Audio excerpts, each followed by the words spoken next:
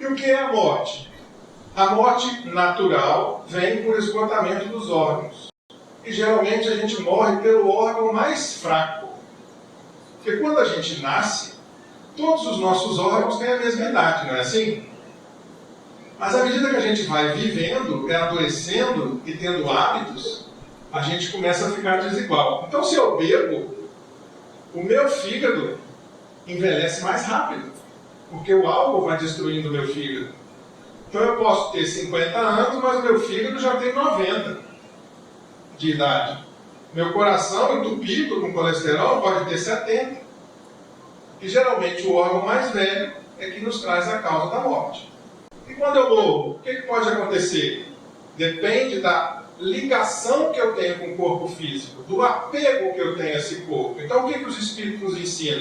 Quando esse laço é leve, quando eu não sou apegado à vida, aquelas pessoas geralmente que vão morrendo de uma doença crônica, consumitiva, que ficam muito tempo doentes, elas já vão se preparando para a morte. Esses laços energéticos que prendem se soltam com facilidade, que seria a morte que todos nós gostaríamos de ter, uma morte bem suave.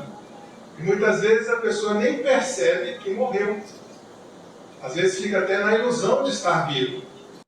Chico falou no Pinga Fogo, Chico Xavier disse numa entrevista nos anos 70 na TV Tupi, que era recomendável antes da cremação que se aguardasse 72 horas para que o espírito não sentisse nenhum desconforto. Essas 72 horas seriam exatamente para esse desligamento energético. Então já falei lá em casa. Pode me cremar, mas me deixa 72 horas na geladeira por garantia. Porque eu não sei se eu sou muito desapegado ainda, né?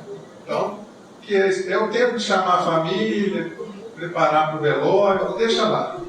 Mas se existir numerosos pontos de contato, acontece aquilo ali. Os laços energéticos prendem o espírito ao corpo e ele fica sentindo as sensações ainda do corpo físico. Então há espíritos que fizeram depoimentos no centro, pedindo para tirar o caixão que estava em cima dele, dizendo que o corpo dele estava cheirando mal.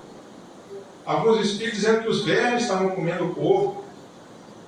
Então, quanto mais apegado à vida, quanto mais apegado à matéria, mais presos são esses laços que a gente fica. Não é inteligente. Nosso amigo não falou no desapego? Que nada da terra é nosso? Você pode pegar o seu bilhão, fazer um caixão de ouro e enterrar, que você não leva o caixão com você? Então, nada da vida a gente leva, a não ser o que a gente fez de bom ou de mal. Então chega o momento derradeiro, fomos enterrados. E depois? Aí são várias coisas que podem acontecer. A primeira possibilidade, facilidade ou dificuldade de separar do corpo, né? Às vezes vem uma equipe espiritual que nos desliga do corpo. Então, em muitos casos acontece isso. A equipe vem e corta esses laços, nos adormece, nos carrega, e quando a gente já acorda numa enfermaria espiritual. Outras vezes, ainda doente no hospital, naquela fase de vai e vem, a gente começa a ser visitado pelo plano espiritual. A gente não visita os nossos doentes? Então, os espíritos também nos visitam. E às vezes acontece daquela pessoa dizer assim, o seu avô esteve aqui, o seu pai esteve aqui. Aí a pessoa fala assim, ele está muito doente, está variando da cabeça.